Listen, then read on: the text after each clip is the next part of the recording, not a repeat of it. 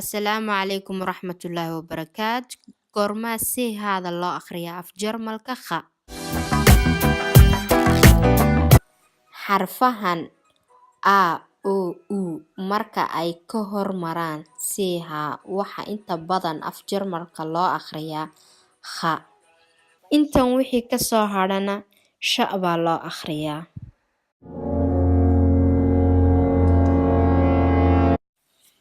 A, laag, lagen, naag, daag, naagt.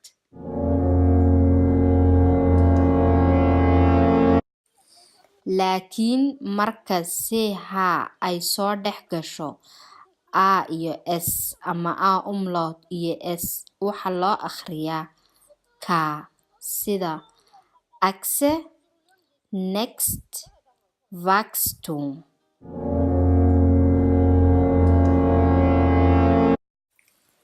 O, doch, loch, noch, hoch.